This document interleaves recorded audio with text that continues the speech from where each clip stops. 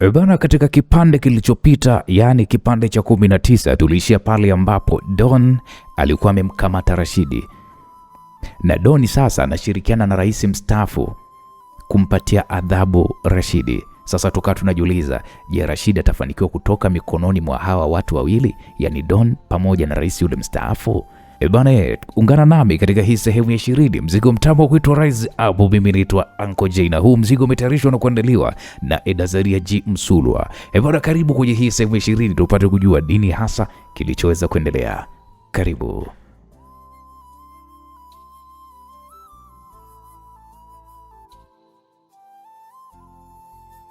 Sarungi, wewe ni rafiki yangu, ulinisaidia kipindi ninatafutwa na ukanipa eneo kwenye nchi yako. Sasa hivi ni wakati wa mimi kurudisha fadhila kwako. Niambie, unataka tumpe adhabu gani huyu bwana mdogo unayohisi inafaa? Najua hawa wanahisi ya kwamba mimi sijui, ila wameshindwa kujua kwamba mimi ni mtu aina gani. Yule dogo yule Ruben sio mwanangu, ni mtoto wa huyu mshenzi, ila nimejikausha kama vile sifahamu chochote. Na huyu mshenzi alimwingilia mwanamke wangu kipindi nikiwa nimeshamuoa, ndo akapata yule mtoto. Sasa nahitaji hiyo kende yake hiyo ikatwe, kwa maana ni dharau kubwa sana kumjaza mwanamke wangu mimba, tena mwanamke wangu wa ndoa. Na isitosha ameenda kumjaza mimba mdogo wangu wa tumbo moja ambaye ni Karo. Hii ni dharau kubwa sana. Sasa adhabu yake tumkate huyo anayempa kiburi, tukate iko kibamia chake. Kauli ya rais mstaafu ilinishtua kidogo.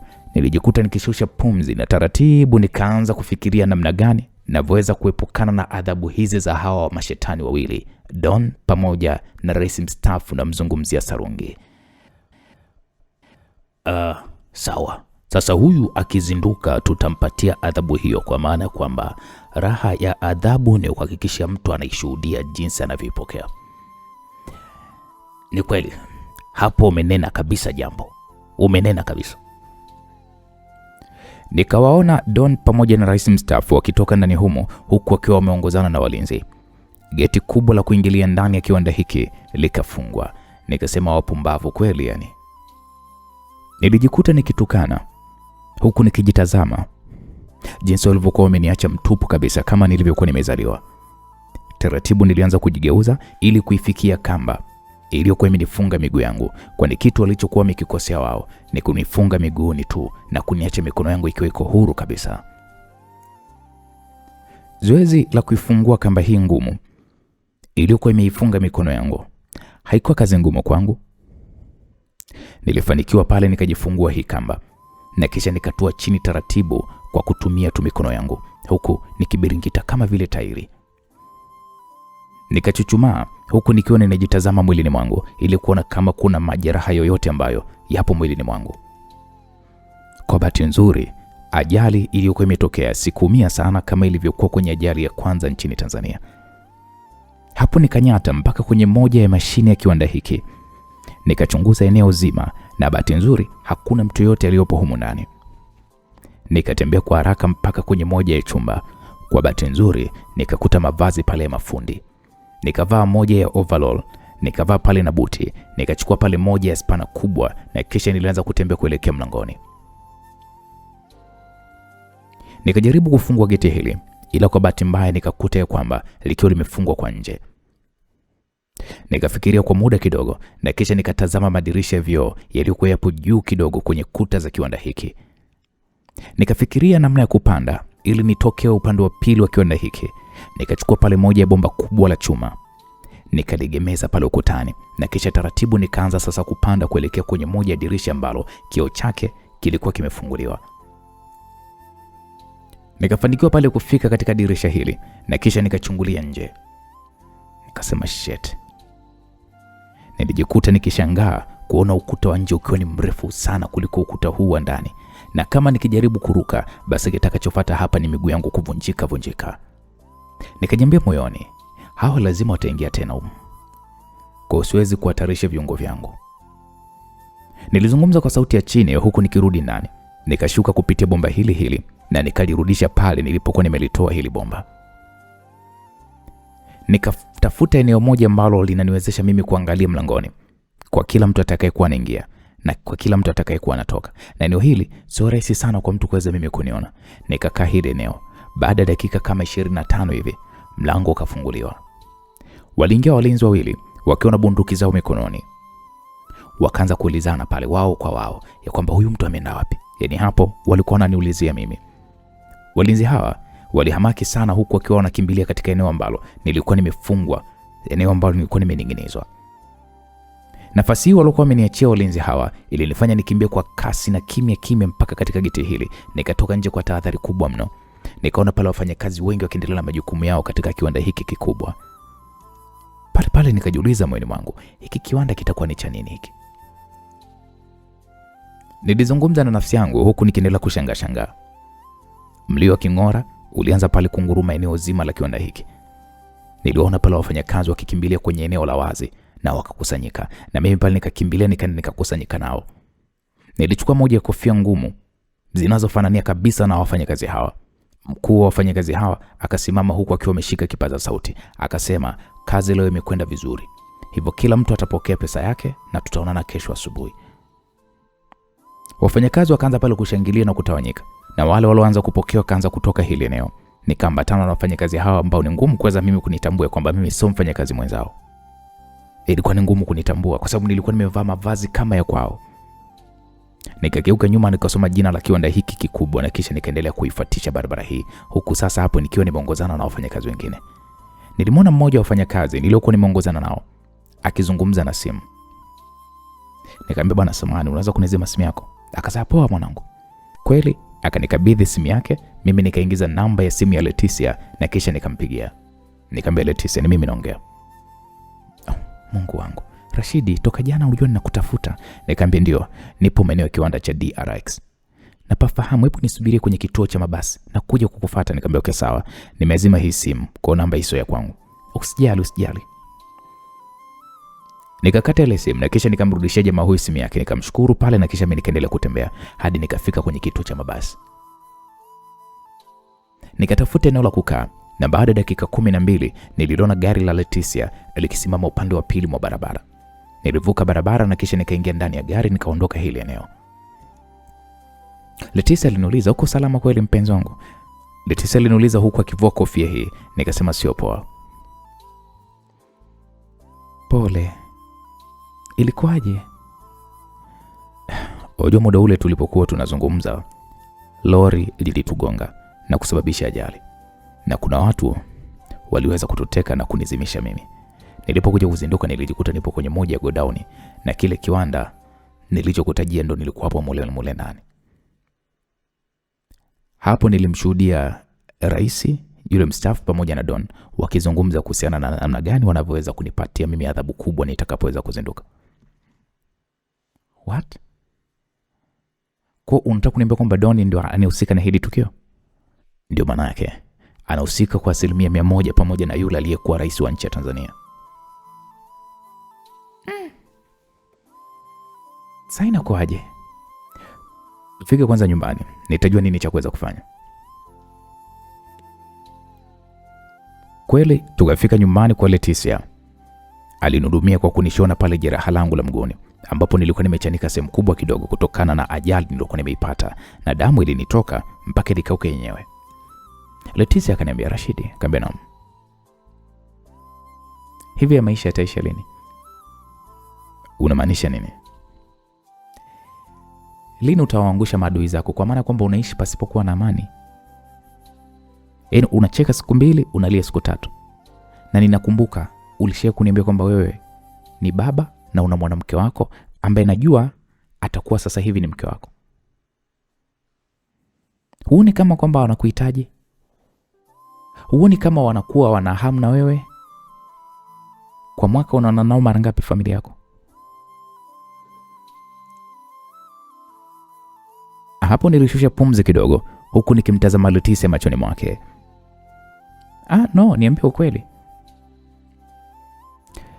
Inaweza kapita hata mwaka sijaonana nao. Unaona sasa? Kwa nini Rashidi nakuwa hivyo? Huu ni wakati wewe kuweza kumaliza hili swala.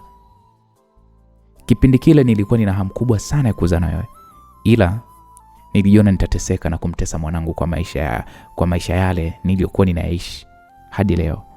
Mimi nikuombe tu kitu kimoja Rashidi. Ndio, niombe tu. Nahitaji hii game tuimalize sasa, mimi na wewe. Adui yako sasa hivi ni adui yangu. Nahitaji huu mchezo uishe. Nadhani umenielewa. Ya, nimekuelewa. Hapo Leticia alimaliza kuweza kunishona hiki kidonda. Akanifunga pale bandage yenye dawa.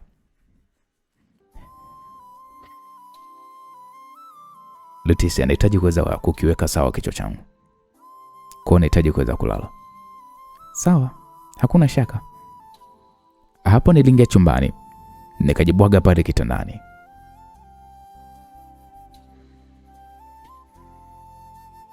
Ni kweli sasa inabidi kuumaliza huu mchezo. Hapo nilizungumza kimoyomoyo, na baada ya muda mfupi usingizi mzito ulinipitia. Nililala 444. Baadaye kwa mbali nikasikia naamshwa kwamba hey mpenzi, amka, chakula kiko tayari. Leticia alikuwa ameniamsha huku akiwa amekaa pembeni ya kitanda. Nikamwambia saa ngapi sasa hivi? Saa 3 usiku. Aisee, muda umekwenda sana kiasi chake. Alafu pia nilitaka kuweza kukuamsha majira ya saa 1, ila nilikukuta na koroma sana. Inaonyesha kabisa kwamba ulikuwa umechoka mno. Ni kweli. Oga upe mwili nguvu na kisha tujadili jambo. Jambo gani Leticia? Kuhusiana na hawa wazee wawili ambao ni maadui zako. Unajua nimejaribu kufanya upelelezi wangu. Nimesikia kwamba wametoka nje ya nchi hii. Unasema? Oga kwanza. Hapo nilingia bafuni, nilikoga kwa haraka na kisha tukajumuika na Leticia mezani. Nikamwambia, niambie Leticia. Unajua baada ya wale wazee kukukuta umetoroka ndani pale, wakatambua moja kwa moja kinachofuata ni moto wa kuotea mbali. Hivyo wamekimbia, yani wametoroka. Umejuaje yote hayo? Mimi nilikuwa ni askari mpelelezi, hivyo ninajua namna ya kumfuatilia mhalifu yoyote pasipo kuweza kujua kama namfuatilia. Kumlipa mtu kwa ajili ya kuweza kunipatia taarifa nyeti kama hizo sio jambo gumu kwangu. Hivyo nilifanya kila linalowezekana kupata hiyo taarifa. Ulipokwenda kulala, mimi nilikwenda kufanya hiyo kazi na nikapata taarifa hizo. Wameelekea nchi gani? Tiketi zao zinaonyesha kwamba wameelekea Dubai, ila siwezi kuamini moja kwa moja kama wataelekea Dubai, ila nina imani ya kwamba wanakwenda Dubai. Wameondoka na nani? Wameondoka na familia ya rais, mkewe, mwanae pamoja na mdogo wake. Waliondoka wakiwa kama wamateka ama vipi, sijaelewa. Hapana, wameondoka wakiwa uhuru kama familia. Picha zao hizi hapa, nilizinasa wakati wanaondoka. Hapo Leticia alinionyesha picha zilizokuwa zimepigwa zikiwaonyesha rais, Don, Mama Shamsa, Ruben pamoja na Karo wakiwa wako uwanja wa ndege wakiondoka. Umezipata wapi hizi picha? Kama nilivyokuambia, nina watu wangu na nilishawapa habari juu ya hawa watu wawili. Hivyo waliweza kunipatia picha hizo walipokuwa wanaondoka. Hapo kwanza nilishusha pumzi nyingi mno huku nikimtazama Leticia usoni mwake. Okay, sasa nini ambacho tunakifanya? Rashidi, hii vita yako inabidi sasa tutumie akili na tusipoteze muda. Nimeweza kuwaomba watu wangu ninaojuana nao kuhakikisha wananipatia destination ya ndege hiyo itakapoweza kutua kwenye kila kiwanja, na waweze kunipatia details za kila abiria anayeshuka uwanjani hapo. Aisee Leticia, unaonekana kama vile umejipanga sana kwenye kazi zako, si ndio? Kipindi ambacho nilikuwa niko kazini nilitengeneza connection nyingi sana kila nchi, kwa kila mtu ambaye niliamini ataweza kunisaidia.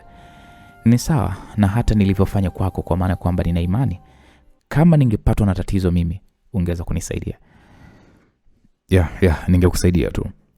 Basi hivyo ndivyo nilivyowekeza kwa watu wengine kama wewe. Okay, sawa, nimekuelewa.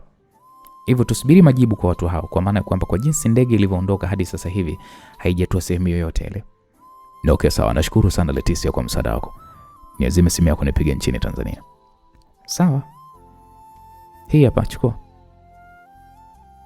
Naam, Leticia alinipatia simu yake na mimi papo hapo nikampigia Shabani. Shabani, ndugu yangu kwema? Salama kaka, unajua uje nitafuta kaka, vipi kwema kweli? Mungu ni mwema anasaidia. Ujenzi wa nyumba ya bi mkubwa umeanza? Ndio ndugu yangu, umeshaanza. Vipi, mbona sauti yako inaonyesha kama ni mtu mwenye maumivu fulani hivi kaka? Hebu niweke wazi bwana. Hapo nilishusha pumzi nyingi sana, kwa maana Shabani ni mtu anayenijua vizuri mno. Nikamwambia, sikiliza Shabani, nilipata ajali. Mungu wangu. Ajali? Ajali ya nini tena kaka? Kama ile niloipata Ubungo, ndio niliweza kuipata hapa nchini. Aise, ilikuwaje sasa? Hapo nikamwadithia Shabani kila kilichotokea, kuanzia tulivyokuwa tumevamiwa nyumbani na kutekwa na Don, na jinsi nilivyokuwa nimetoroka na kusaidiwa na Leticia. Sasa kaka, inabidi ufanye jambo, kwa maana kwamba ukiwa mzembe tutakupoteza ise. Shabani, ndio maana ninajitahidi kuhakikisha kwamba misheni yangu naikamilisha. Vipi cha usiku na wanaye wanashambuliwa?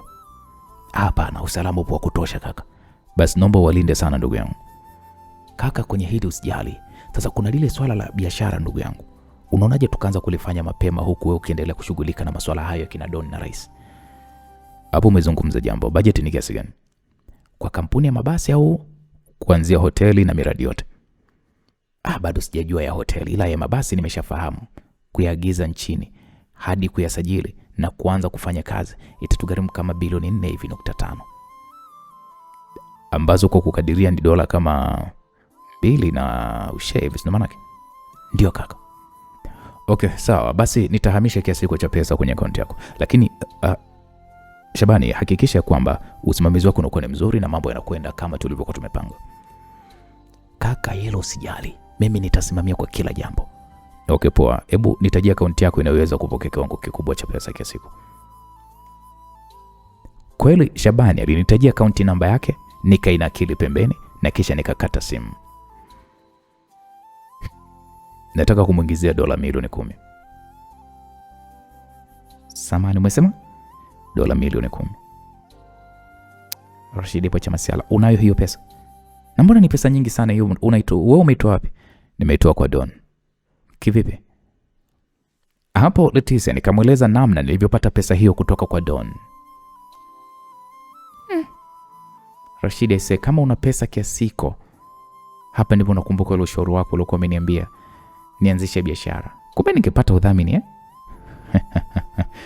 Ndio hivyo. Hebu niazime laptop yako nimwamishie huyu pesa. Kweli Leticia alinikabidhi laptop yake, nikaingia katika mfumo wa pesa, nikamwamishia kiasi cha dola milioni 20 katika akaunti ya Shabani na kisha nikampigia simu. Shabani, vipi, mzigo umefika? Aisee, hiki ninachokiona ni kweli kaka ama? Ni kweli ndugu yangu. 10 hapo ni yako na 10 nyingine ingiza kwenye mradi wa mabasi, na kisha hizo hoteli nitazijenga nikiwa hapo huko. Shukrani sana ndugu yangu. Mungu akubariki sana bro. Amen. Lakini hakikisha mambo yanakwenda sawa. Kaka, usijali, yatakwenda vizuri tu, mimi nakuhakikishia. Okay, poa. Wasalimia wote wako nyumbani. Alafu ndugu yangu, kuna jambo moja nataka kukuambia kuhusiana na Tina. Jambo gani tena Shabani? Nahisi huyu binti ni mjamzito. Ya bro. Ila ana kila dalili ya kuwa mjamzito. Na mama cha usiku aliniambia jambo leo na nilithibitisha kwa kumuona akitapika. Uko nyumbani kwani? Ya. Hebu naomba basi umpatie simu. Poa, nipe dakika moja nampa. Hapo nikanyanyuka nikatoka nje ili nizungumze na Tina vizuri. Kaka, huyu hapa Tina, ongea naye. Yes, hello. Baby. Unajisikiaje? Nashukuru Mungu niko vizuri. Una mimba ya? Wewe nani amekwambia hizo habari? Naomba uniambie ukweli. Ninajisikia hizo dalili za mimba bibi wangu, ila sijapima. Basi asubuhi Shebi atakupeleka hospitalini, sawa? Sawa baby. Mpatie simu Shabani. Kaka, nakusikia. Bwana, kesho mpeleke hospitalini huyo Tina. Sawa ndugu yangu, nitalifanyia hilo kazi mara moja. Ngoja kwanza, naona cha usiku hapa anakuja huko. Anakimbia, sijui kuna nini. Shabani. mume wangu ameuawa, naomba nipeleke nikaone mwili wake. Hapo nilisikia sauti ya Chausiku. Unajua nilishtuka sana mara baada ya kusikia mume wa Chausiku ameuawa.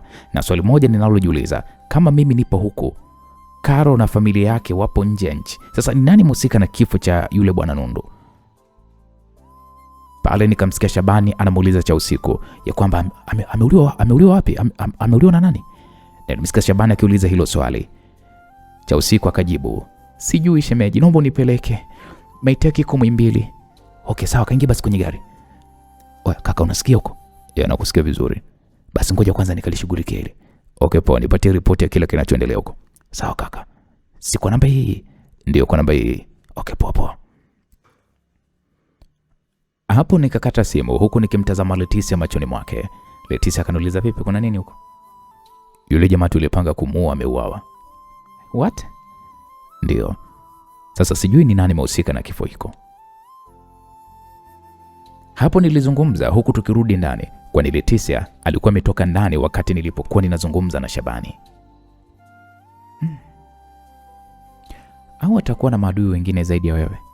Inawezekana, kwa maana kwamba mtu anapokuwa na maadui wengi basi ni lazima ashughulikiwe.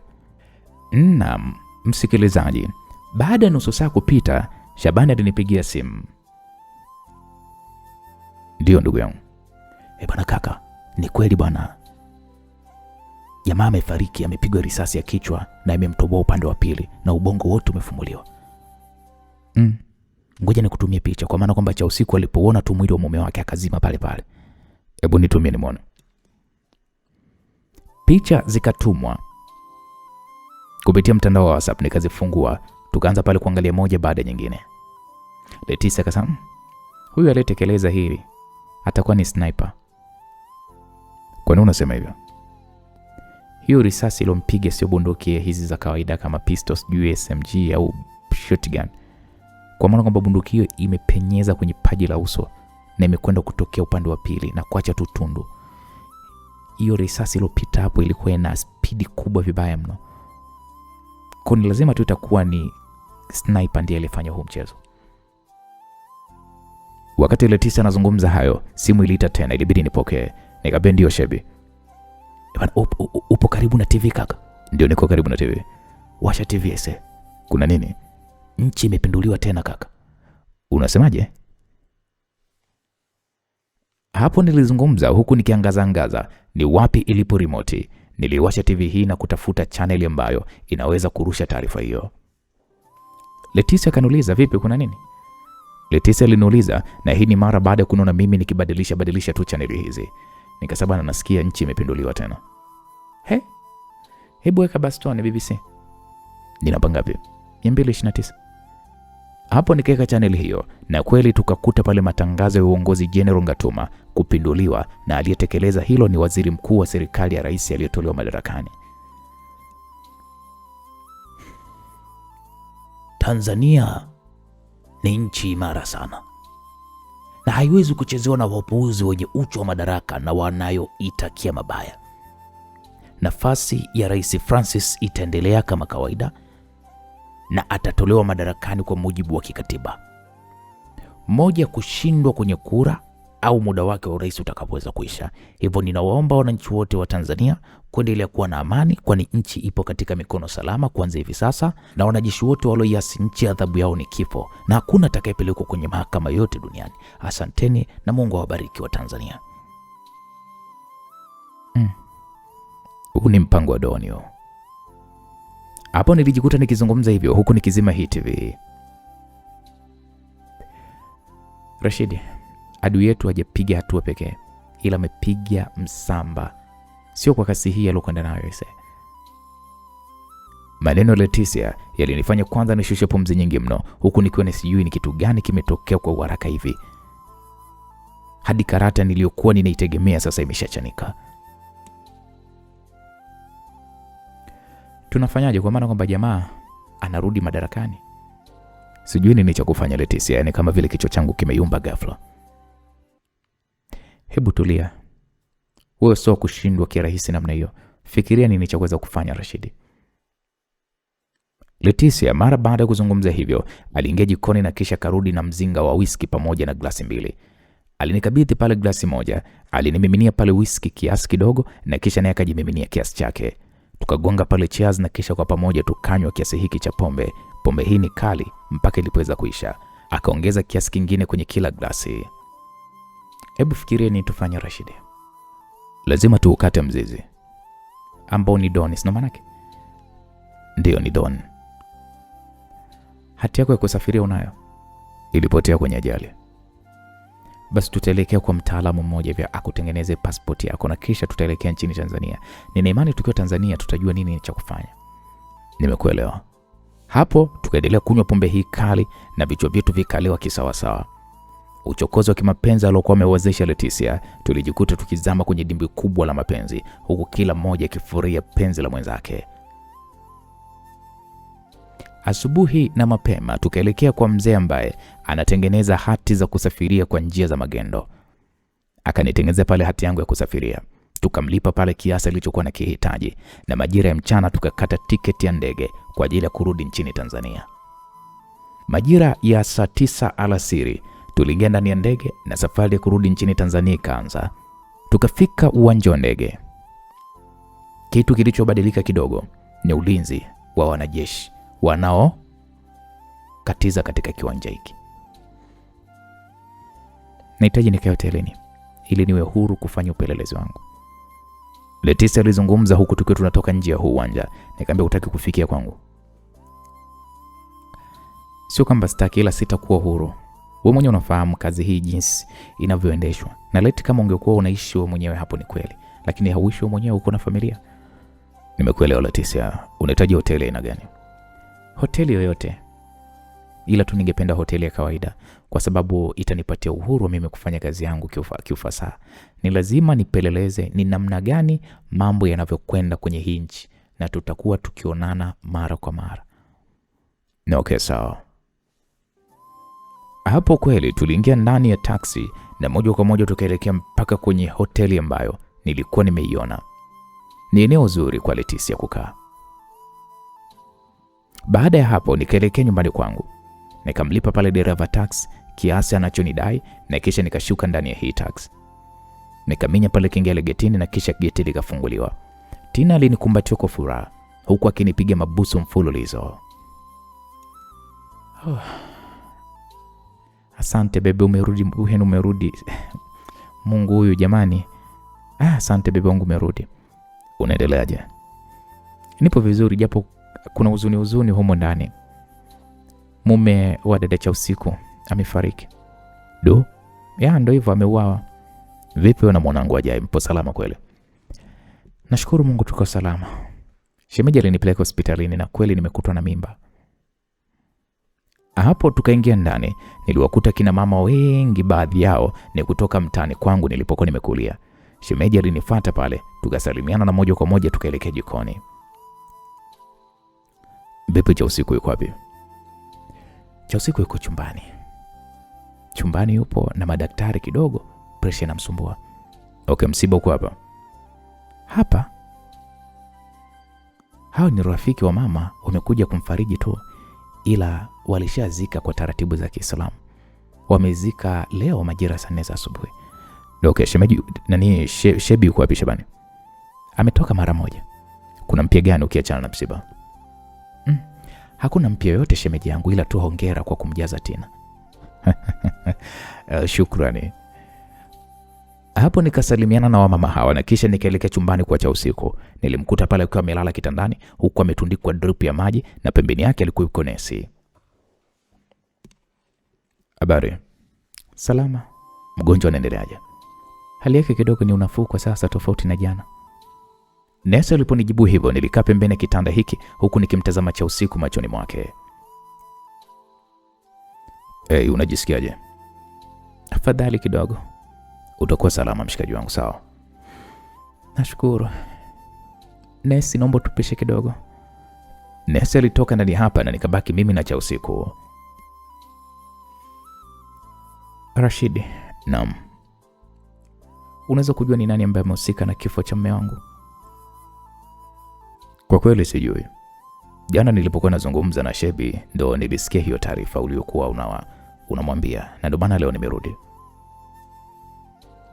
Hapo cha usiku alinitazama machoni kwa sekunde kadhaa, kisha kanitazama mkononi mwangu ambapo nilikuwa nimefungwa bandage.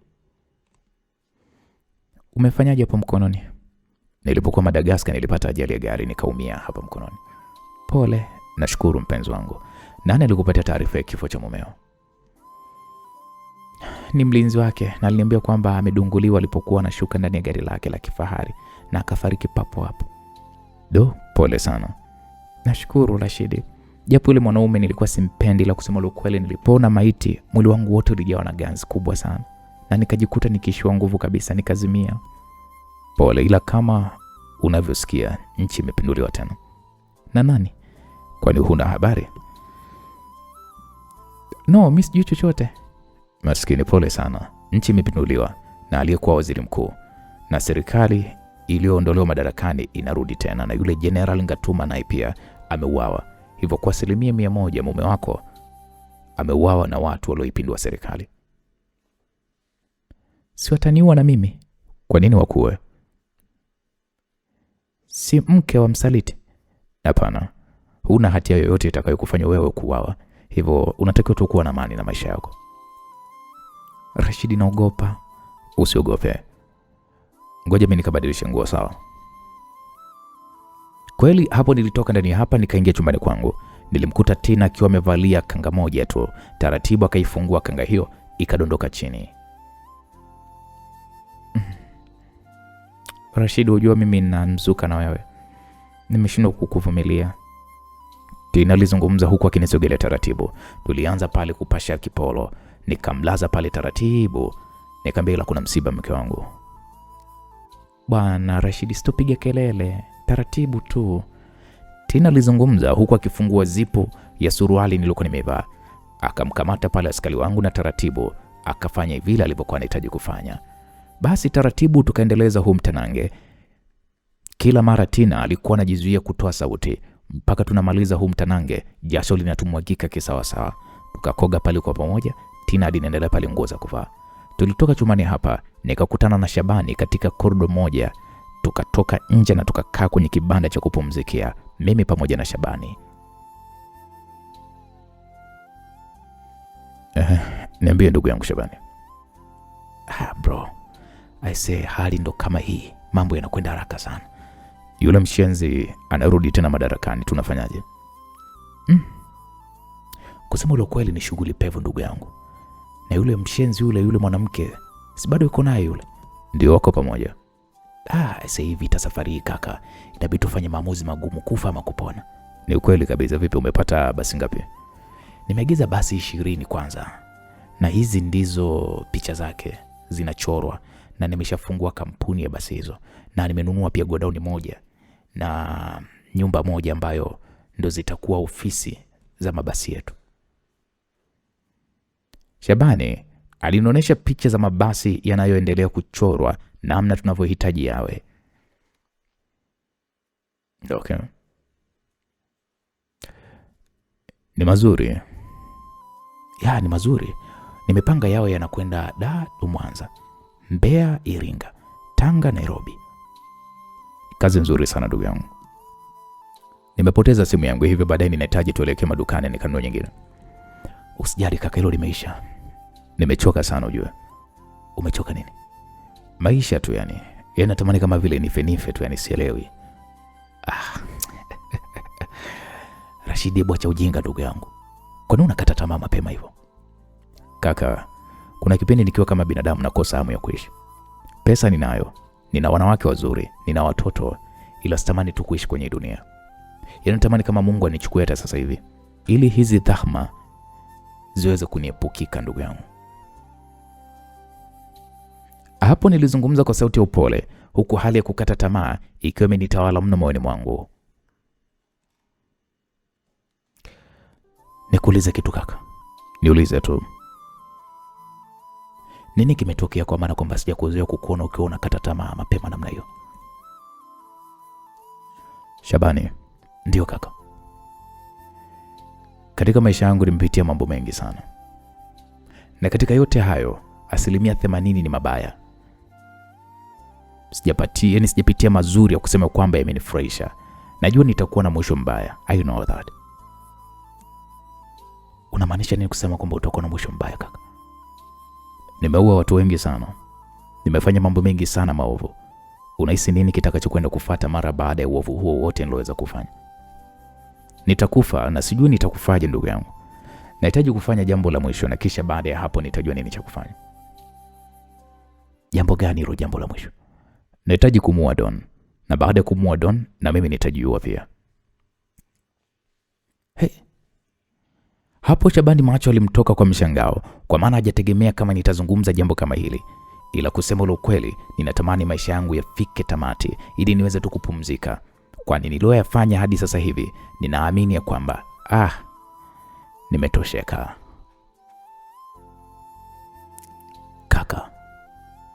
Kaka bwana, huko umefika mbali. Kaka, mimi narudia tena kukwambia. Wewe ni mpambanaji. Japo sijui ni changamoto gani ulizozipitia kiuhalisia, ila umenihadithia na ni kweli ni mambo magumu sana. Kama binadamu unaweza kukata tamaa mapema sana, ila kumbuke kwamba niko hapa ndugu yako. Tulipita kwenye mengi na mengi, tulisaidiana, mazuri na mabaya. Siwezi kukubali kukuona unakata tamaa kirahisi namna hiyo bwana. Shabani alizungumza kwa msisitizo huku akinitazama usoni mwangu. Nilishusha pumzi nyingi sana huku nikimtazama Fatuma aliyekuwa anakuja eneo hili huku akiwa amevalia pale baibui. Shemeji, habari yako? Salama tu, habari ya wewe? Namshukuru Mungu. Umerudi lini shemeji? Mida hii ndo nimeingia. Msiba umenirudisha nyumbani. Haiseni kweli, tunaweza tukazungumza kidogo? Kaka, ngoja mimi niwapishe. Shabani alisimama na kisha akaondoka hili eneo. Fatuma kakaa kwenye kiti alichokuwa amekikalia Shabani. Nikamwambia, Rashid, unajua nimekumisi. Hilo ndilo lolotaka kuniambia au kuna jambo jingine? Jambo jingine ni jinsi uongozi wa nchi ulivyobadilika kwa haraka sana.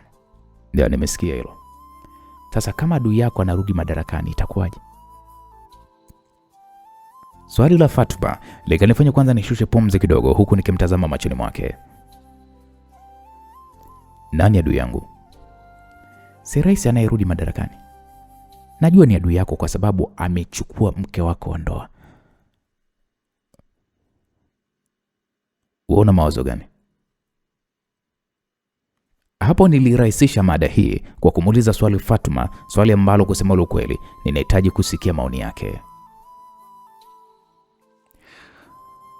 Mawazo yangu nahitaji tumpe nguvu waziri mkuu awe rais.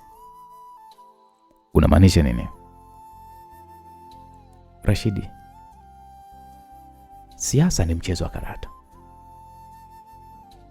Utakapozichanga karata zako vizuri, unaweza kufanikiwa kwenye mambo mengi sana. Waziri mkuu aliwezeshwa na Sambade Fernandez Filipe pesa za kuweza kupanga mipango ya haraka haraka, na wakamuondoa adui yao ambaye ni Ngatuma pamoja na shemeji yenu, au kwa lugha nyingine ni ex shemeji. Huyu waziri mkuu endapo anapewa nguvu na mtu wa kando, ana uwezo wa kuwa rais, na isitoshe sasa hivi yeye ndiye anayeongoza hii nchi. Ila sasa kama amewezeshwa na huyo Fernandez, huoni kama atakuwa ni kibaraka wa huyo Fernandez? Kwa maana kitu pesa kinamfanya mtu kuwa mtumwa wa maisha yake yote. Najua atakuwa mtumwa, ila pointi yetu, kwa nini asiwe mtumwa kwetu? Moja, nikupe sifa za huyu mzee. Moja, kwanza ni mtu anayependa sana totos wazuri wenye mshepu msambwanda. Lakini jambo la pili, anapenda sana pesa na pombe. Kiufupi ni mtu wa bata, mtu wa starehe. Mungu wangu,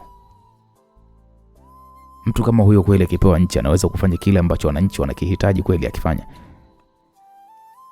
Haijalishi Rashidi, usiangalie kundi la watu wengi, jiangalie wewe na usalama wako na familia yako. Kwa maana kwamba huyu mzee mimi ni rafiki yangu sana, na kwa kifupi yupo hapa kiganjani mwangu. Amenitongoza sana, ila namchomolea, na pia anamuogopa sana mume wangu, na ndio maana anakuwa na heshima na mimi. Hivyo huyu tukimchorea ramani, anapita tunapotaka sisi. Unamjua huyo Fernandez Filipe? Namjua kivipi? Unamjua ni nani? Sijui, ila tu nasikia ni mfanyabiashara wa Kimeksikani sijui. Huyo Fernandez Felipe ndiye adui yangu mkubwa. Jina lake halisi anaitwa Don. Na kama umeshawahi kusikia Mungu wa madawa kulevya, basi ndio huyo Don aka Fernandez Felipe. Hey, Mungu wangu. Kumbe ndo yeye? Ndio, ni yeye. Hivyo alipoingia huyu makamu wa rais hataweza kutoka. Ni mara 10 aliyeingia kwa nundu kuliko kwa Don. Mtu pekee aliyefanikiwa kutoka mikononi mwa Don ni mimi hapa. Na pia bado ananisumbua kama unavyoona. Ona hizi bandeji, ni moja ya ajali niloipata nikiwa niko Madagascar, na nimeponia chupu kuuawa na huyo mtu. Hivyo vita yangu mimi ni vita ya mimi na Don. Huyu rais ni kama vile tawi tu.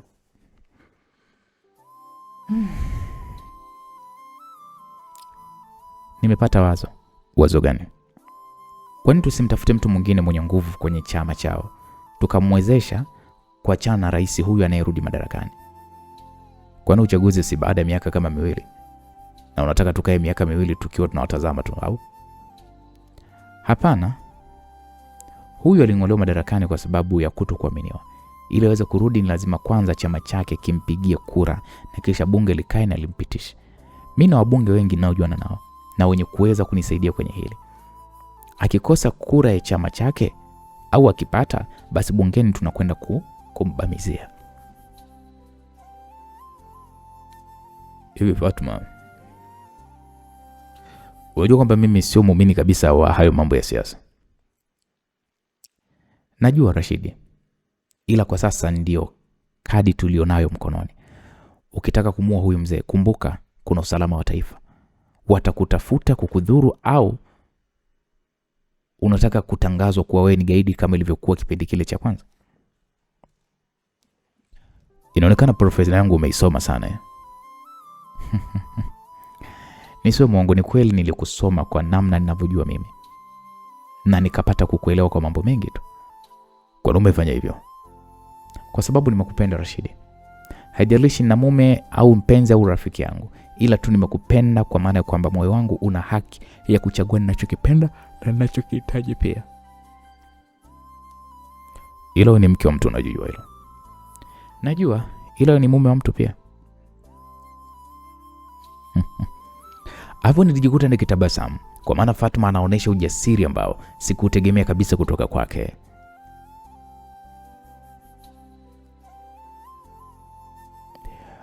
Wewe ni nani kwanza? Kwa maana kwamba inabidi tujuane kabla ya kwenda mbele, kwa maana kwamba ninakujua kwa jina la Fatuma tu na rafiki wa cha usiku. Au mengine sijui kutoka kwako.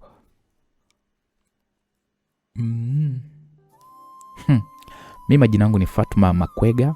Kwetu ni Morogoro, mtoto wa mwisho na watatu katika familia ya mzee Makwega.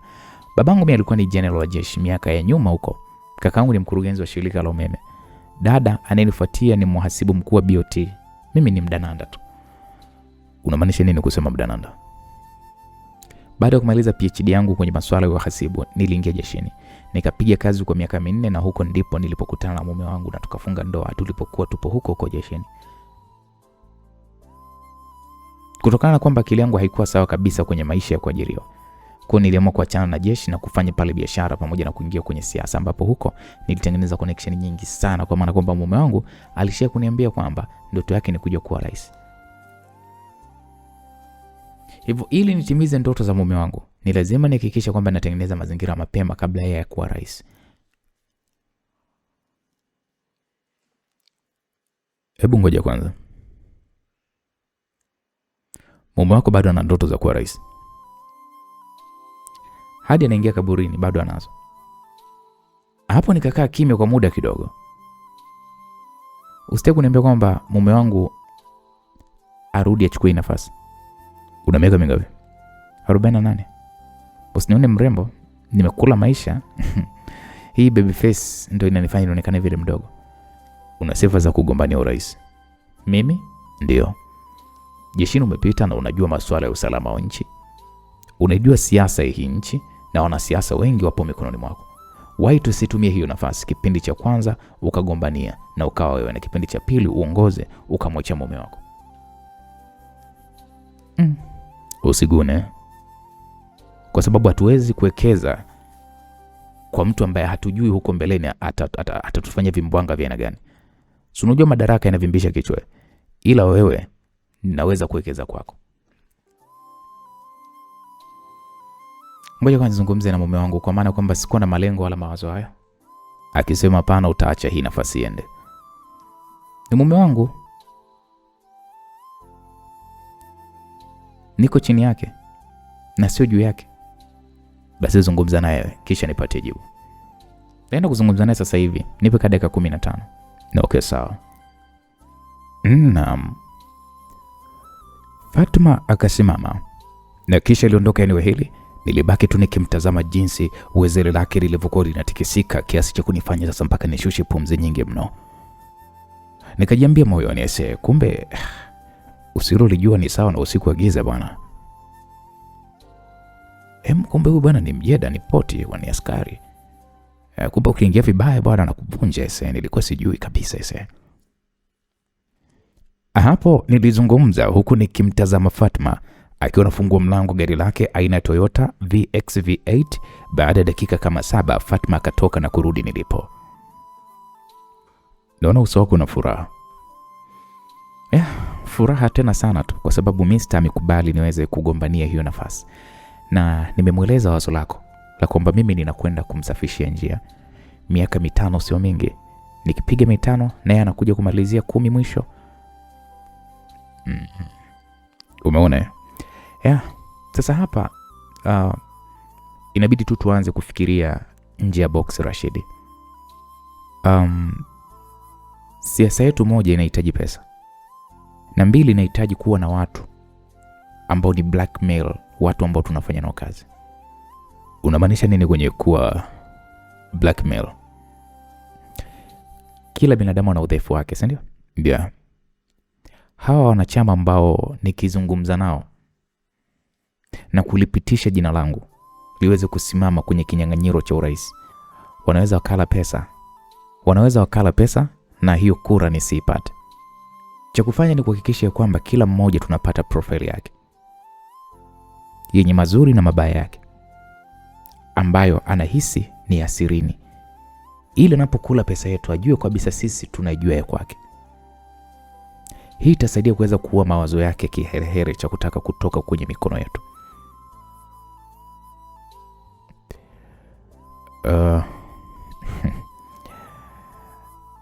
Unajua hapo umeenda na jambo. Kiasi gani kinahitajika hadi wewe kuweza kuingia Ikulu? Kwa makadirio ya haraka sio chini ya dola milioni 100. 100? Ndio.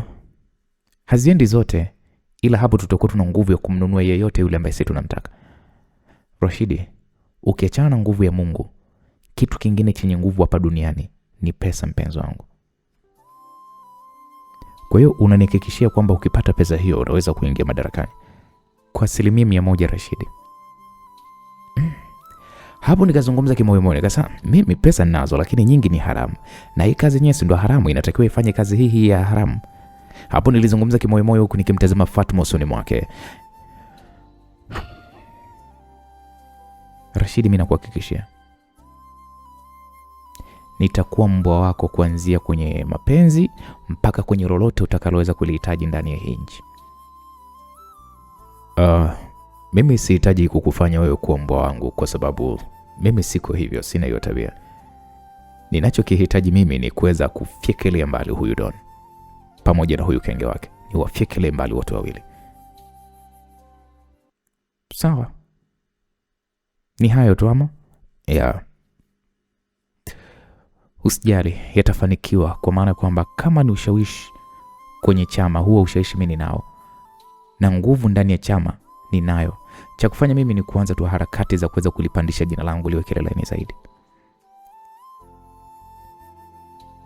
Ila na ninavyosikia siasa ni mchezo mchafu.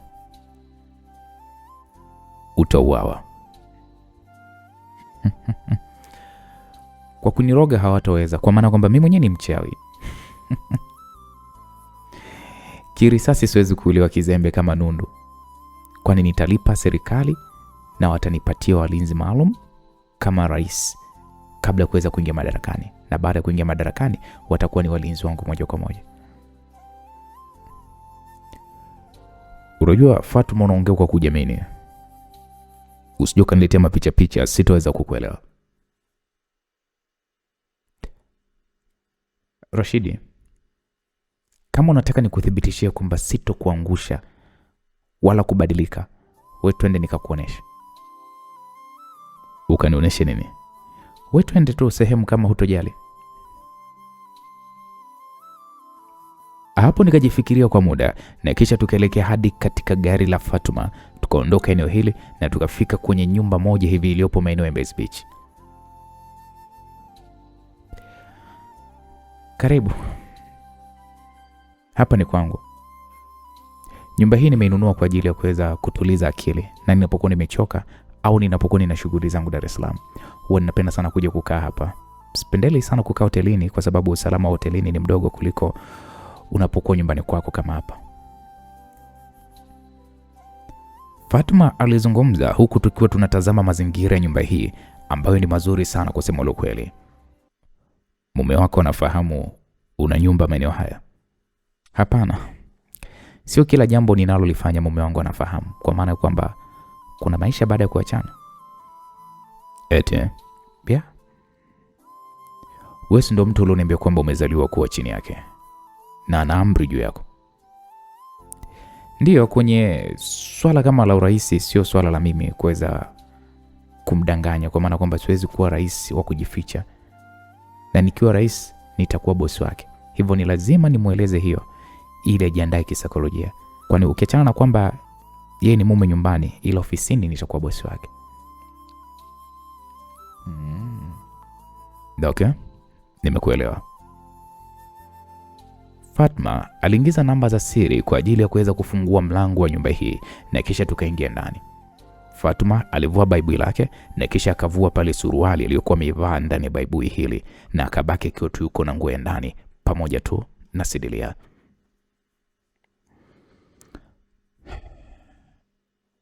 Rashidi, ile siku tuliibia tu. Sasa leo nifanye chochote unachokihitaji kuweza kunifanya nikiwa kama mwanamke wako. Hapo nikatazama umbo hili namba 8 la Fatuma. Japo sipo kwenye mudi ya kufanya hili jambo, ila tu nilijikuta nikipatwa na ule msisimko wa ajabu sana dhidi yake. Nilimsogelea pale nikamshika moja ya maungo yake na kisha nikamnyanyua kwa nguvu. Kwa nini unataka nifanye hiki? Kwa sababu wewe ni mzuri, unavutia. Fatuma alizungumza huku akirembua macho yake. Hapo tukaanza bwana kuandaana. Tuliandaana kweli kweli. Fatuma alikuwa analia kweli kweli, kilio cha mahabbati. Nilianza makareta yangu, nikafanya makolokocho yangu. Kusema ule kweli, mwanamama huyu amejazia. Tena amejazia kisawa sawa, na kila sehemu kwenye mwili wake hakika amejazia. Fatuma aliendelea kulalama.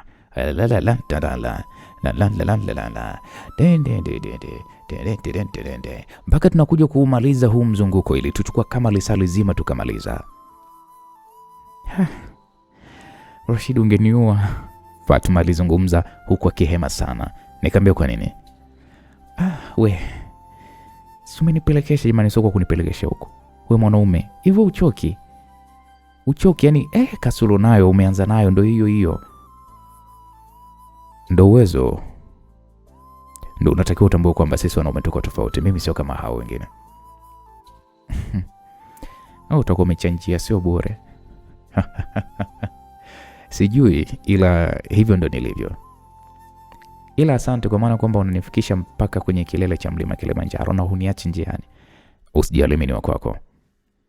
Vipi, una njia nikupigia? Kama itawezekana. Twende basi chumbani, kwa maana kwamba sio kwa kukukaribisha huku jamani. Naam, Fatuma alienda pale chakula na kwa pamoja tukala na kwa pamoja tukaanza pale kula. Hivi ni wanaume wangapi umeleta hapa kwako? Hakuna. Wewe ndo mwanaume wa kwanza na wa mwisho kuweza kuijua hii nyumba. Una uhakika na unachokiongea? Haki ya Mungu, vile dini yangu mimi ni Muislamu, siwezi kukuongopea Rashidi. Okay, sawa. Hebu nipatie ratiba ya matumizi ya hizo dola milioni 100 zitatumika vipi? Unajua lazima niunde timu ya kuweza kunisaidia kwenye kampeni. Lazima nitakuwa na campaign manager pamoja na wasaidizi wengine. Kutakuwa kuna matangazo kwa njia ya mabango, radio, TV, na sasa hivi dunia inakwenda kasi sana. Kwa hiyo tutawekeza kwenye mitandao ya kijamii ambapo huko kuna watumiaji wengi sana. Ukiachana huko kwenye campaign, kuna hapa kuharibu jina la huyu mzee aliyemchukua mke wako. Ni lazima tuunde kashfa kubwa itakayoweza kumchafua mpaka chama kimone kwamba yeye hana maana na atupiliwe mbali. Kashfa ya mke wangu inatosha kwani? Hiyo ni ya kawaida sana, kwa maana kwamba hakuna ushahidi wowote juu ya hilo, na hata kama utakuwepo ushahidi, mwanamke akikukataa basi hakuna kitu. Inabidi tupate kitu ambacho kitakuwa ni mwiba sana. Mwiba utakaomchoma atakuwa hoi. Hapo nilikaa kwanza kimya kwa muda, na kisha nikakumbuka jambo moja zuri sana. Pale nilijikuta nikitabasamu. Vipi, mbona unatabasamu? Unajua maadui wakiungana mara nyingi wanakuwa huko nyuma walishawahi tendeana majanga. Sasa mimi na janga la huyu kenge ambalo huyu rafiki yake sasa hivi alinisaidia. Jambo gani? Nina picha za uchafu wake huyu mzee pamoja na mke wangu, na niliwaahidi kuziweka kwenye mtandao kipindi yeye alikuwa ni makamu wa rais, ila wakaniwahi wakanipiga pini. Nilishindwa kabisa kuziweka. Sasa wakati wa kuzitumia umefika. Je, hiyo sio sindano? Hapo Fatuma alinipa mkono ikiwa ni ishara ya kunipongeza, kwani udhaifu huo wa kuchafuliwa kwenye mitandao kwa video na picha za utupu, basi hakuna mwananchi hata mmoja atakayeweza kumwamini hata kumpigia kura. Unajua nini Rashidi? Yaani hapa sasa ndo umenena. Na tunaweza tukatengeneza video ya wewe kutoa shutuma kwa huyo mzee na ukaeleza maovu yote aliyokufanyia na watu wanaoshirikiana nao. Dunia itakuamini, na isitoshe bado anaendelea kuyawinda maisha yako. Umeona eh? Yeah. Siasa mbona ni kitu rahisi sana. Usione wao viongozi wanaongoza tu.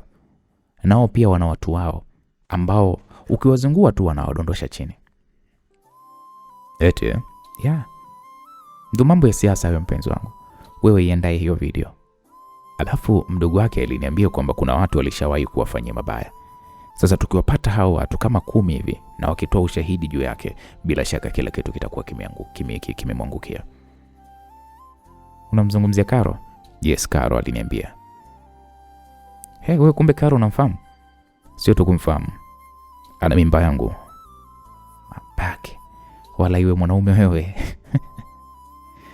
Ya, sitaki tu kuweza kukuficha kwa maana kwamba sihitaji maisha yana hiyo tena. Aise? Umetupitia wengi eh? Alafu sote sisi watatu ni marafiki, hususan mimi na yeye. Kumbe ndo jinsi ilivyo. Yeah. Okay. Hiyo so issue, kwa maana kwamba kila mmoja atajiachia kwa wakati wake. Na mimi sijui nikubebee mimba. Kama unataka kuuawa na mume wako, beba mimba. Hata ujali kwamba wewe utakuwa ni rais au la. Nakutania. Kwa hapa nilipofikia sihitaji kuweza kufunga mapampasi za watoto. Kwani una watoto wangapi? 3. Wote wapo Uingereza wanasoma. Wamepishana miaka miwili. Na ndio maana unaniona mimi ni mrembo, kwa maana kwamba nilizaa fasta. Sasa hivi ninasomesha. Hongera sana. Nashukuru. Hivyo mpenzi, tuna muda kuweza kusubiri. Inabidi hili swala tulishughulikia haraka iwezekanavyo. Okay, sawa, deal done. Kiukweli nafurahi kufanya kazi na wewe, kwa maana kwamba nimeelewa sana na unajua nini nafanya. Hapo tukaoga pamoja na kisha tukaondoka nyumbani hapa, na nikamwomba Fatuma anipitisha kwenye hoteli alipokuwa Leticia, na kisha yakaondoka. Mimi nilipandisha hadi ghorofa ya 6 kilipokuwa chumba cha Leticia. Nilimenya pale kengele ya mlango wake, akaniuliza nani, nikamwambia ni mimi. Kweli Leticia alifungua mlango na mimi nikaingia ndani. Rashidi, ese nchi yenu ina joto mno.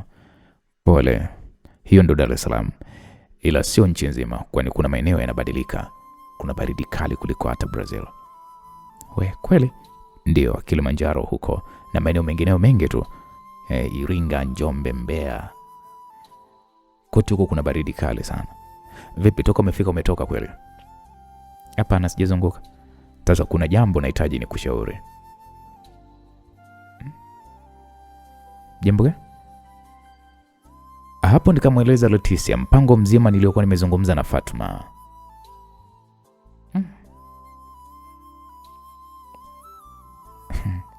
Dola milioni 100 ni nyingi sana, hata kama Marekani sidhani kama wagombea urais wake watatumia kiasi hiko kikubwa cha pesa. Na jambo jingine, usiwaamini sana wanasiasa, kwa maana kwamba wote ni waongo. Kwa hiyo tusiende na plani hiyo, tuende na plani ya kuangamiza Doni na huyu panya mwenzie, sio maana yake? No.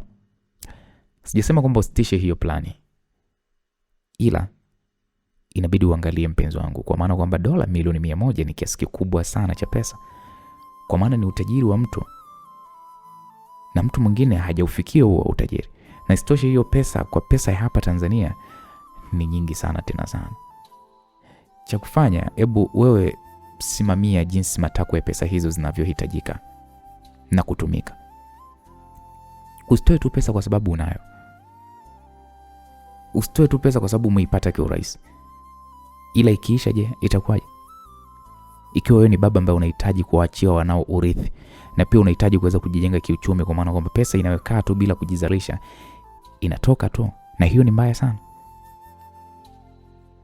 Nimekuelewa mpenzi wangu. Kwa hiyo hatuna haja ya kuweza kumsaka Don. Inabidi tuwe na plani mbili. Hii ya kisiasa mimi na wewe tuendelee kuiangalia kama ilivyo. Ile kibuma sisi tunatekeleza ya kwetu. Na huyu anayechukua pesa yangu akinizingua hatakuwa na bahati, kwani atakufa. Okay. Sawa baba. Wewe ndo mwenye maamuzi na wewe ndiye ambaye unajua namna gani unaweza kumuongoza huyo rais wako. Vipi vyakula vijakupa shida? Hapana, vijanipa shida kabisa. Nipo sawa kabisa na ni vitamu kweli kweli. Okay, sawa. Nilipita tu kuweza kukujulia hali yako, kwa sasa kuna sehemu mimi naelekea. Okay, poa mpenzi. Hujapata simu, kwa maana kwamba kuna wakati unajua ninatamani sana kukupigia ila ninakukosa hewani. Nikinunua tu nitakujulisha. Okay, poa. Niliondoka hotelini hapa na kurudi nyumbani kwangu kwa usafiri wa pikipiki. Oya kaka, unaonekana una furaha sana mwanangu. Uso wa huzuni ule wote umekwisha. Kuna mpya gani tena huko ulikotoka?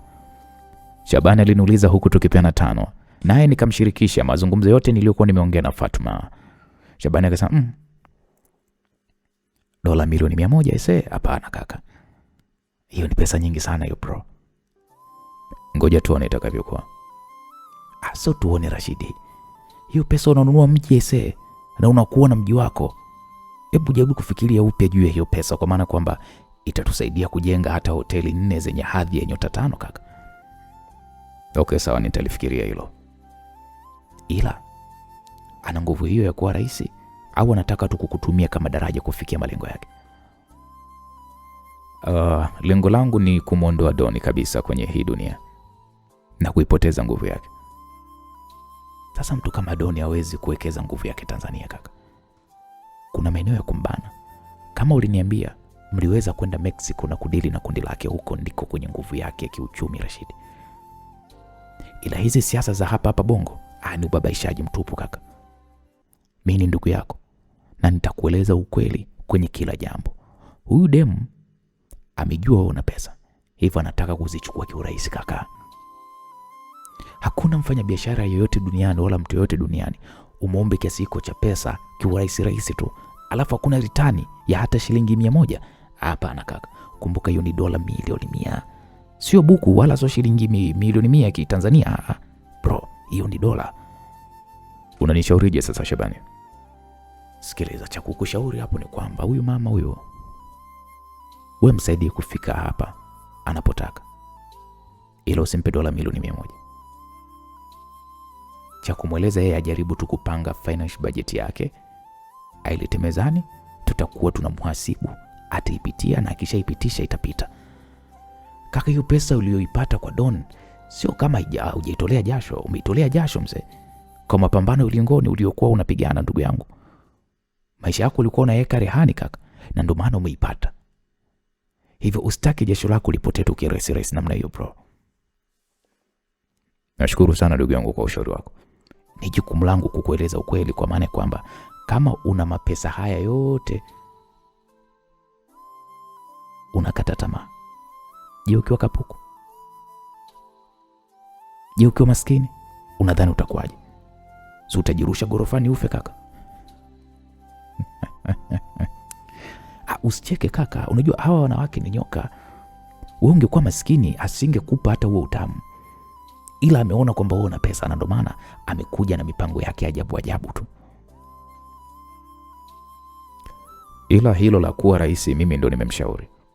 Kaka, hawa watu wana akili, wanapoanzisha mada wanajifanya kama vile wanajitoa hivi, kama vile hawataki kuwa wao, ila ukiwagusia tu kidogo wanajaa. Kwani nawe ni mwanasiasa nini?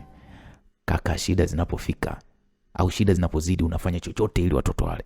Mimi nimeingia huko kwenye vyama vyao hivyo, najua sana michezo yao, mbinu zao, washenzi sana, waacha tu bro. Hapo nilijikuta nikicheka kwa sauti ya juu, kwa maana ya kwamba Shabani anaonekana vile kama hajafurahishwa na hili jambo kabisa.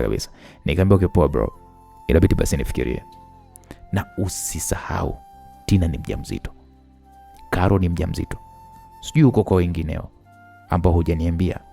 Kama hujajaza mimba nyingine sijui. Hao wote wanahitaji urithi. Maisha mafupi ya kaka, shauri yako.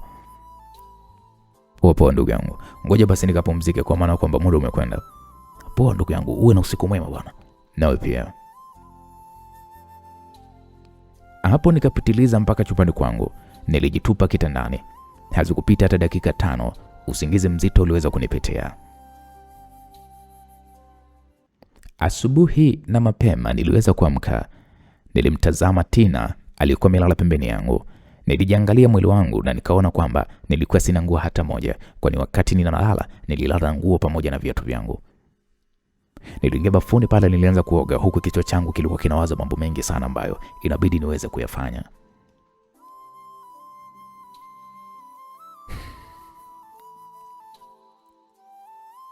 Mbona mafunzo niliyoyapata Beirut mbona siyatumii kabisa?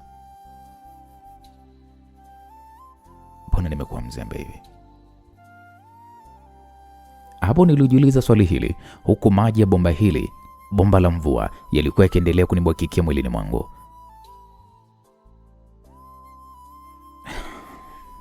Nilifundishwa kuwa jeshi la mtu mmoja. Sasa inakuwaje ninakuwa mzembe hivi? Kama ningekuwa sina hii pesa ingekuwaje juu ya hawa watu? Huyu mzee hata akitakiwa kurudi madarakani akiuawa, watasema watu waliokuwa wameipindua serikali wamemuua. Ndio, kwamba hii ni nafasi pekee aisee, siwezi kuiacha. Siasa ina matokeo mawili, kushinda au kushindwa. Sijawahi kuona draw ya siasa, na hata kama ikitokea ni lazima mmoja ashindwe. Nimepata wazo. Hapo nilimaliza kuoga na kisha nikatoka bafuni. Nilivaa haraka na kisha nikatoka nje. Mwanangu, mama cha usiku aliniita akiwa jikoni. Nikamwambia mama, umeamka? Mwanangu, unaendeleaje? Salama tu mama, shikamoo. Marhaba. Pole bwana, jana usiku sikukusalimia. Usijali mama, najua ulikuwa na mambo mengi sana. Vipi mkono, umefanyaje? Niliumia kidogo nilipokuwa safarini. Sawa mama. Sasa baadaye mchana mama yako anakuja pamoja na mke wako, wanakuja msibani. Mungu wangu, mke wangu gani unamzungumzia? Si mzungu. Kwa nini sasa mimi hawajaniambia? Walikutafuta hewani wakakukosa, na nilizungumza nao kuhusiana na msiba, wakasema wataondoka hivyo hadi saa 8 watakuwa hapa, wanakuja na wajukuu zangu wote. Sasa huyu Tina inakuaje? Na nilishazungumza naye na kumweleza kwamba mke wako anakuja na amenielewa. Hapo nilijikuta kwanza nashusha pumzi, kwa maana ya kwamba mziki wa Jacqueline ninaujua vizuri kabisa. Mama, umesema saa ngapi wanakuja? Saa 8 mchana. Hivyo sasa hivi ni saa 7, inabidi niwe uwanja wa ndege. Ikiwezekana twende wote tukawapokee. Okay, sawa, ngoja basi nina mizunguko kadhaa, kisha nitawahi kuweza kurudi. Kama itashindikana basi Hakuna cha kushindikana Rashidi. Yule ni mama yako na mke wako wa ndoa. Kwa nini unaona kama vile ni watu baki tu? Sijamaanisha hivyo mama. Hilo umemaanisha nini? Sawa mama, basi tutakwenda wote. Sawa. Sasa mimi naandaa basi hapa chai. Nitakuja kunywa. Shabani vipi, ameamka? Hapana, kwa maana kwamba mimi leo ndo wa kwanza kuamka. Nahitaji basi fungu ya gari hiyo ya BMW. Mama, shikamoo. Hapo nilisikia sauti ya Fatuma ikitokea nyuma yangu. Marahaba mwanangu, umeamkaje? Nimeamka salama mama, za asubuhi shem. Salama tu za wewe. Fatuma, huyu ni mdogo wako, sio shemeji yako. Samahani Fatuma, naomba tuzungumze mara moja.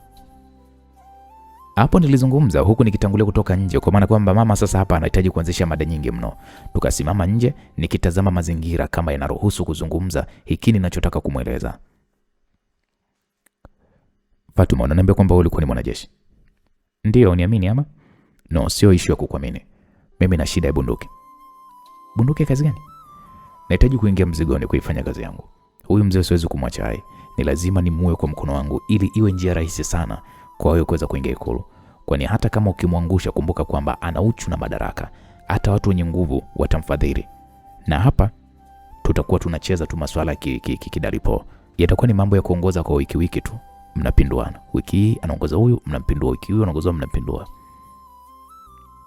Ira Rashidi, wewe unaweza kuifanya hiyo kazi? Nisikilize mimi Fatuma. Wewe si mwanajeshi, ila mimi ni zaidi ya mwanajeshi.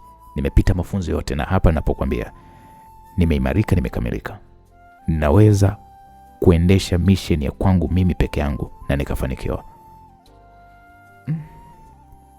Hilo sijawahi kulijua. Uwezi kulijua kwa maana kwamba hata kama ukigugo uwezi kuniona. Okay, sawa. Niambie unahitaji bunduki aina gani? Na nahitaji unithibitishie kwamba wewe ni mkali kwa kutumia hizo bunduki. Usijali, nahitaji M4 Carbine moja pamoja na Beretta M9 pistol. Okay, zinapatikana. Pia nahitaji na bunduki nyingine ya ziada. Bunduki gani? MC Milan TAC-50. Kwa kuongea hivyo tu unaonekana wewe sio mwenzangu kabisa. Naomba unisaidie hizo Fatuma. Okay, sawa. Kuna mshikaji wangu yuko Bagamoyo. Acha niwasiliane naye na ikiwezekana twende sasa hivi. Fanya hivyo basi. Basi ngoja nimpigie na nibadilishe pia nguo. Sio nimevaa mavazi ya kulalia haya. Ndio poa. Hapo Fatuma aliingia ndani na baada ya dakika 10 akatoka akiwa amevalia suruali pamoja na t-shirt, huku chini akiwa amevaa laba. Akanirushia pale funguo, akaingia ndani ya gari lake na kisha tukaondoka nyumbani hapa. Huyo jamaa umeongea naye yupo? Ya, yupo. Yeye ni nani? Yeye ni mtaalamu tu wa hizo silaha. Ni mzee, mtu mzima. Amezeeka. Hivyo amenunua ranch yake tu kubwa huko Bagamoyo. Anaishi tu yeye mwenyewe. Okay, sawa. Hapo tukaendelea na safari hii mpaka tulifanikiwa kuweza kufika katika moja ya eneo la huyu mzee ambalo lilikuwa limejitenga kabisa na makazi ya watu. Tukapokelewa pale na mzee huyu mwenye kipara cha uwaraza. Fatuma alinitambulisha kwake. Nahitaji kumuona kama anaweza kuzitumia. Tusije tukawa tunampatia silaha kubwa alafu kumbe yeye ni mwanafunzi. Fatuma alizungumza huku akiwa na tabasamu. Kwa hiyo nimpeleke kwenye kiwanja cha mazoezi? Ndiyo mzee. Kweli tukaingia katika gari aina ya jeep ya huyu mzee na kisha tukaelekea eneo lenye uwanja mkubwa sana. Hapa ndipo ninapofundishia watu kutumia silaha. Tunaanza na bunduki gani hapa kijana? Mzee huyu alizungumza huku akinitazama machoni mwangu, nikamwambia zote. Nilizungumza huku nikichukua M4 Carbine, nikatoa pale magazine, nikaikuta pale ikiwa imejaa risasi. Bastola nikaichomeka kiunoni mwangu, huku MC Milan TAC-50 nilivaa mkanda wake ukawa umening'inia hapa mgongoni. Nitakuwa nina simamisha target moja baada ya nyingine ili uweze kulenga. Sawa kijana? Mzee huyu alizungumza, nilimjibu tu kwa kutumia kidole gumba, nikimaanisha nimemuelewa.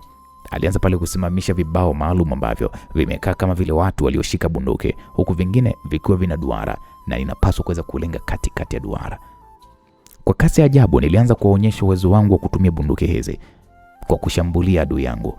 Risasi katika M4 Carbine ziliisha, nikahamia katika bastola, nikamaliza risasi zake zote, na kisha nikatumia MC Milan TAC50 kwa ajili ya kudungwa vibao vilivyopo mbali sana. Hadi namaliza, Fatuma huyu mzee walikuwa wanapiga makofi, kwani ndani ya muda mfupi sana nilikuwa nimeweza kushambulia vibao hivi na hakuna risasi hata moja iliyoanguka au kupiga pembeni ya target niliyowekewa. We kijana, kwa muda mrefu sana sijawahi kuona mtu mwenye uwezo kama wa kwako. Nataka kujua umejifunzia wapi haya mambo? Mzee huyu aliniuliza huku akinitazama machoni mwangu. Nilishusha pumzi nyingi sana huku nikiwa ninatazama target nilizokuwa nimezilenga.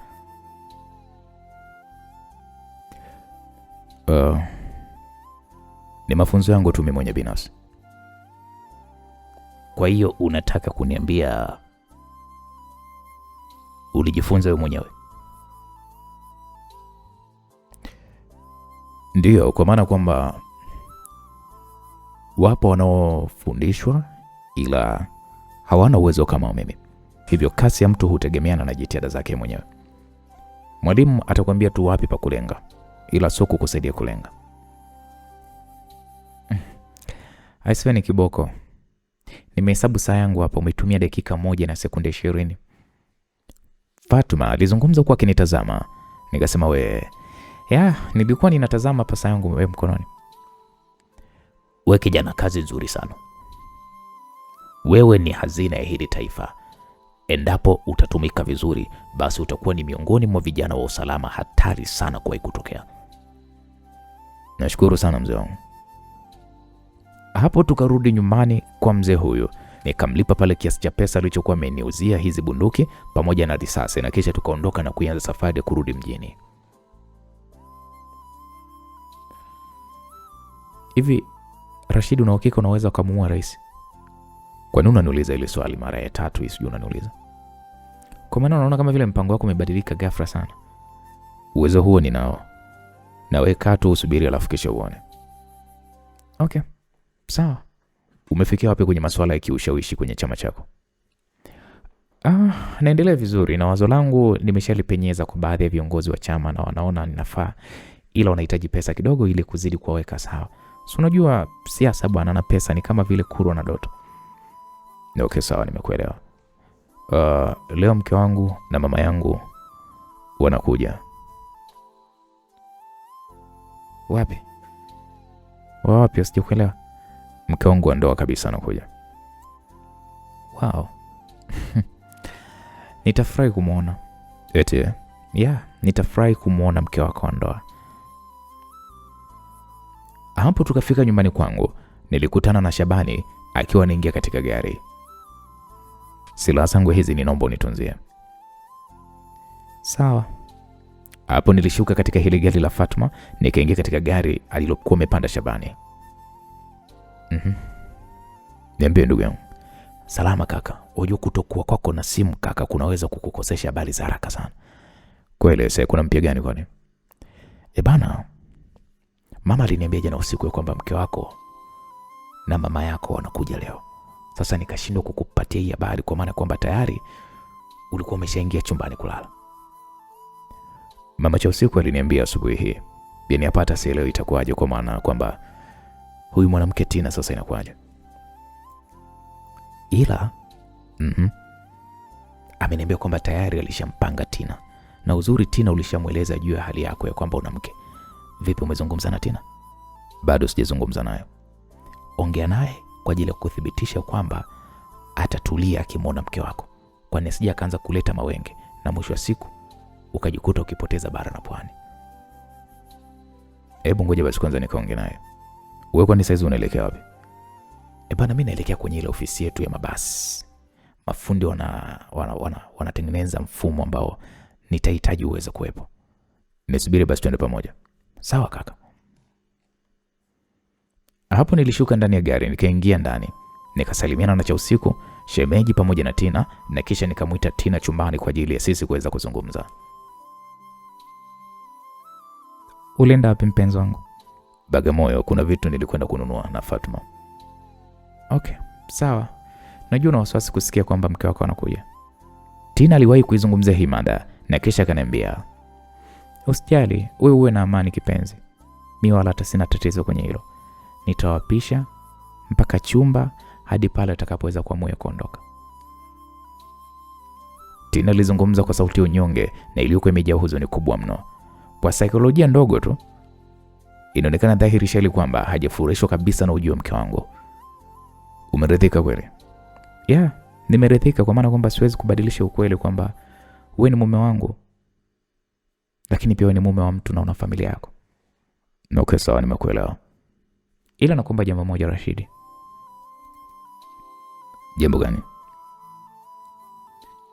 Tafadhali nakuomba sana. Unanipatia haki zangu za kimsingi kama mwanamke wako. Asije akawa mke wako ndo kanitelekeza kabisa na kuniacha na kutokunijali kabisa. Usijali kwa hilo. Kama akinishinda nitakwenda kuishi Tanga kwenye ile nyumba. Nani atakuangalia sasa? Mamangu atakuja. Alafu nakumbuka nilikuambia kwamba utambulishe kwa wazazi wako. Sijui iliishia wapi lile jambo. Rashidi, sikukukatalia, ila ubizi wako na mambo yako mengi, na ndio maana hadi leo hii hatujafanya chochote. Okay, sawa basi, tutapanga. Sasa hivi mimi kuna sehemu nahitaji kuweza kwenda. Kwani umekunywa chai? Chai nitakuja kunywa. Okay, sawa, mimi ngoja basi nitoe nguo zangu, nitakuwa ninalala chumbani kwa cha usiku. Okay, yote sawa tu pia. Tina akanisogelea, akanipiga pale busu kidogo na kisha akaniachia. Naamini ya kwamba nitakumisi sana na nitamisi fujo zako. Usijali mwanamke wangu, kila jambo litakwenda vizuri kabisa, ondoa shaka. Okay, sawa baba. Nilitoka ndani hapa. Rashidi aliniita huku akiwa ananifuata kwa nje nilivyokuwa natoka. Akaniita, Rashidi. Nikamwambia niambie. Rashidi, uko busy sana eh? Acha tu, vipi hali yako cha usiku? Namshukuru Mungu sasa hivi niko vizuri. Nina mazungumzo kidogo na wewe, una muda? Cha usiku mazungumzo ya nini tena? Unajua nina dakika chache. Okay, sawa, tuzungumze basi. Twende tukakae pale kibandani, nisije nikaanguka kwa sababu bado naona na kizunguzungu, siko sawa. Tukakaa kwenye kibanda cha kupumzikia. Nikamwambia, "Hey, niambie mpenzi. Fatuma aliniambia kwamba unataka kuweza kumsaidia wewe rais. Hivi ni kweli?" Alinishirikisha kwenye wazo la yeye kutaka kuwa rais, na nikamwambia nitamsupport. Rashidi, kabla kumsaidia mtu, hebu niulize kwanza mimi. Unamaanisha nini? Yule mimi ni rafiki yangu. Yule mimi ni dada yangu. Siri yake siri yangu. Ila kwenye hiyo nafasi ya urais sidhani kama anaweza kafiti. Unataka kuniambia hana sifa au hana vigezo vya kuwa rais? Sina maana yake. Yaani hana hivyo vyote, hana sifa, hana vigezo. Awe pia nawe mapya. Au unamwonea hivyo? Simonei hivyo, ila tujue kwamba hana hizo sifa. Niambie sasa, ni kwa nini unasema hana hizo sifa? Wewe chunguza kabla kumsaidia. Utakapopata mwanga wa kujua kwa nini hana, utaniambia ulichokiona. Ila kwa sasa siwezi kukwambia mpaka ujione wewe mwenyewe. Okay, sawa mpenzi, nimekuelewa. Ni hilo tu, kwa sababu wewe nimekujua toka nikiwa niko mdogo, na yeye nimemjua nikiwa nimetali nimeshabalehe. Hivyo kati yenu mmoja wenu akiharibikiwa, nitakayeumia ni mimi, hasa wewe, kwa maana kwamba upo moyoni mwangu na ninakujua. Nakushukuru cha usiku, ila ningependa kuweza kujua japo jambo moja tu juu ya Fatuma. Fatuma ni msaliti, alafu pia Fatuma ni kigeugeu. Kwa hiyo mtu aina hiyo sio kuweza kuwekeza akili zako kwake, kwa maana kwamba ikitokea mwingine ana uwezo wa kumfanyia makubwa zaidi yako, anaweza kukuacha kwenye mataa. Wewe chunguza tu kabla ya kufanya maamuzi yako binafsi. Okay, sawa, asante sana kwa hilo. Okay, poa. Nasikia wifi yangu leo anakuja. Mama amenieleza kwamba anakuja. Namsubiria kumuona kwa hamu huyo mzungu wetu na vitoto vyetu. Okay, basi poa. Hapo nilinyanyuka na moja kwa moja nikaelekea katika gari, nikaondoka nyumbani hapa. Kaka, mbona kama vile una mawazo sana? Shabani aliniuliza, na hii ni mara baada ya kuniona nikiwa nimekaa tu kimya. Nikamwambia, Shabani, kichwa kina mambo mengi tu. Hebu tupitie duka la simu mara moja. Okay, sawa. Kwani ulienda wapi na yule demu? Bagamoyo. Kuna bunduki nilikwenda kuzinunua kwa ajili ya kazi ya kuweza kumwinda rais pamoja na Don. Kaka, hivyo unamwamini sana yule Fatuma eh? Kwa nini unasema hivyo? Mimi yule demu nikimtazama tunaona kama vile simuelewi. Naona kama vile ni machepele fulani hivi ambaye sidhani kama unapaswa kuweza kumshirikisha kwenye kila issue yako kubwa ambazo unazifanya. Ngoja tuone itakavyokuwa. Kaka, nikuulize swali. Niulize tu. Ni muda gani umejuana na Fatuma? Nimejuana naye ile siku ambayo nilimpeleka cha usiku Dodoma kwa ajili ya kuweza kuchukua wanaye, na siku ile ile nikamla mzigo pia. Kaka, hebu mimi nikuombe jambo moja. Hebu muondoe kwenye mipango yako ndugu yangu. Anaweza kukuletea madhara makubwa sana.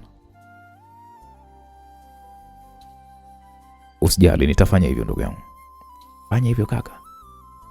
Kwa maana ya kwamba naona kama vile anakuja kwa kasi sana, kasi ambayo mwisho wa siku isije kukuletea madhara ndugu yangu. Nimekuelewa. Naam. Tukafika katika duka moja hivi la simu. Karibu tajiri. Muuza duka alizungumza kwa furaha huku akipeana mikono na Shabani. Salama tu ndugu yangu, niambie.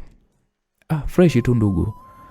Unajua nimeleta mzigo mpya wa simu asubuhi hii, ndo nimeufungua hapa. Hebu nitazame simu moja kali sana. Chidi, wewe ni mpenzi wa simu gani? Samsung. So iPhone? iPhone ni za wadada na wamama, ila Samsung ni simu za wanaume. Wewe ni mtu wa tatu na kusikia unazungumza hivyo boss. Unahitaji Note au S? 10 Plus.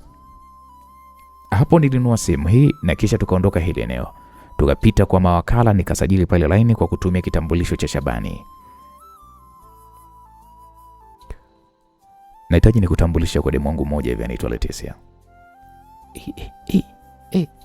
Kaka, una demu mwingine? Ya, huyo ni Brazil. Ndio huyo ulikuwa naye huko Brazil? Ya. Kazi kweli kweli. Ila kaka, kumbuka mke wako anakuja leo. Nakumbuka, ila huyo hana tatizo. Sawa. Tukafika hotelini alipokuwa Leticia.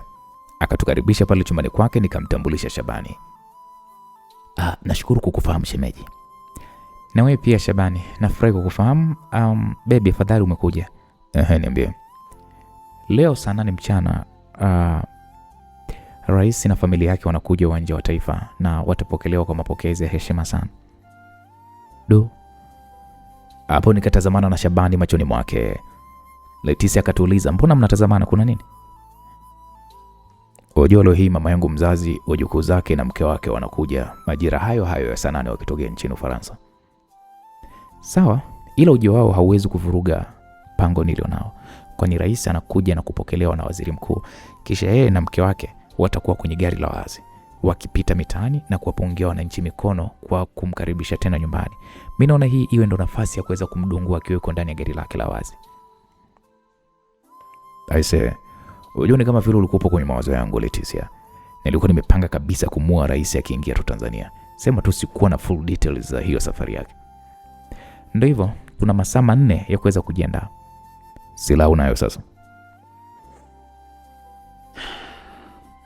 Hapo Leticia alivuta briefcase iliyopo chini ya kitanda, akaifungua na nikaona pale bunduki iliyokuwa imetenganishwa vifaa vyake. Nimejiandaa kwa kila kitu. Wewe umeitoa wapi?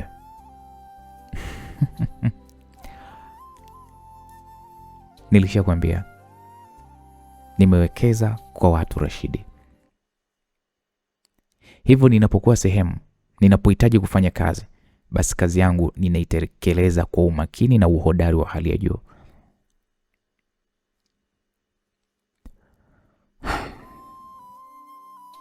Ndio nakupenda Leticia. Shabani, hebu nenda nyumbani afu mwambie Fatuma akupatie mizigo yangu uniletee hapo hotelini. Mpigie basi simu kwa maana kwamba ana mambo mengi yule. Kama unavyojua mimi naye kama vile damu zimepishana hivi. Okay, sawa. Simu mpya sasa. Unajua sina namba yake. Ngoja basi nimpigie cha usiku. Shabani alimpigia simu cha usiku na kisha akanikabidhi simu hii. Nikamwambia chao, ni mimi naongea. Niambie Rashid. Fatuma yupo. Tena nataka kutoka. Hebu mpatie simu mara moja. Okay, nipe dakika moja, ngoja nimfuate, yuko juu. Hapo nilisubiria kwa sekunde kadhaa na kisha nikaisikia sauti ya Fatuma. Nikamwambia ni mimi. Niambie Rashid. Nikamwambia safi, namwagiza Shabani nipatie ule mzigo wangu. Kwani uko mbali sana? Nikamwambia sio mbali sana, ila mpatie tu mzigo. Okay, sawa, namsubiria. Nikamwambia okay, poa. Hapo nikakata simu na Shabani akaondoka hotelini hapa. Leticia alianza pale kunionyesha ramani ya eneo ambalo msafara wa rais unapita.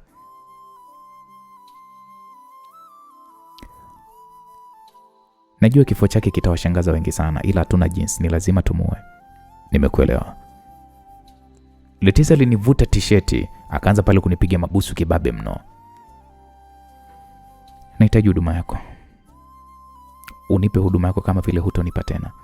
Kwani baada ya tukio hili la leo, mimi na wewe hatutaonana kwa kipindi kirefu kwa ajili ya kupisha uchaguzi. Hivyo tuagane kabisa hapa hapa.